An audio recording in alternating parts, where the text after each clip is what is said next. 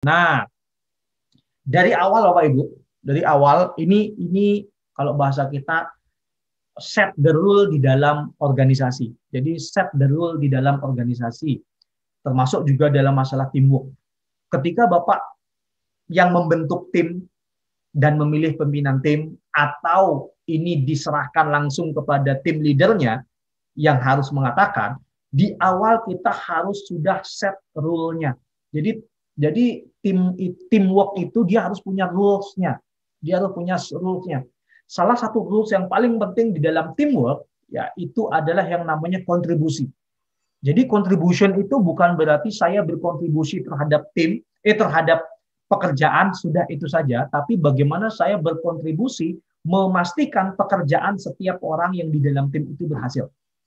Jadi pekerjaan saya A, pekerjaan teman saya B dan C, A saya benar, B dan C saya tidak bagus, maka tim ini juga disebut dengan tim yang fail atau gagal. Nah, yang harus kita lakukan adalah di awal kita set rules-nya. Sehingga ketika tim ini terbentuk, mereka sudah paham bahwa tugas saya bukan hanya mengerjakan apa yang diberikan kepada saya, tapi tugas saya juga membantu tim yang lain, teman-teman dalam satu tim yang lain untuk berhasil dalam pekerjaannya. Jadi, contribution ini dari awal kita sudah set rules-nya. Kalau ini tidak disampaikan, dan ini harus disampaikan, Bapak Ibu. Kalau ini tidak disampaikan, maka yang terjadi adalah tim kita tidak aware gitu. Yang mereka tahu adalah saya mengerjakan pekerjaan ini selesai ya sudah. Kalau tim saya yang lain tidak bisa mengerjakan pekerjaannya, berarti itu salah dia. Itu terjadi, itu biasanya karena kita dari awal tidak set, ya, kita tidak set values-nya, rule-nya kita tidak set bahwa A bagus, B bagus, C jelek, maka yang gagal itu bukan C, tapi yang gagal adalah the whole team. Jadi ini set the rule of contribution ini harus disampaikan dari awal. Bisa kita yang membentuk tim, atau kita bisa sebagai tim leadernya. Kita harus sampaikan di awal, dan itu buktikan. Dan itu aplikasikan dalam keseharian. Contoh ketika pekerjaan A sudah selesai, B dan C belum selesai, pastikan A ini nggak boleh pulang, Bapak Ibu. Awalnya akan ngedumel. Pasti ngedumel. Tapi ketika itu dilakukan, dia akan paham bahwa ini tim kerja, bukan saya bekerja di dalam tim. Itu dua hal yang berbeda. Ini tim kerja, bukan saya bekerja di dalam tim. Pastikan dia bantu. Saya bilang, udah selesai, udah. Tolong bantu yang C.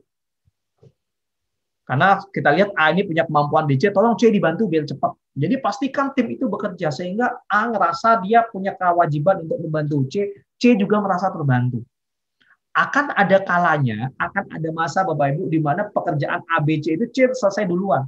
Ketika C sudah pernah merasa dibantu oleh A, dan dia ngelihat A ini merasa kesulitan mengerjakan pekerjaannya, maka C ini akan otomatis akan membantu A.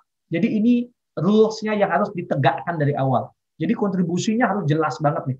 Jadi setiap orang harus berkontribusi dalam tim.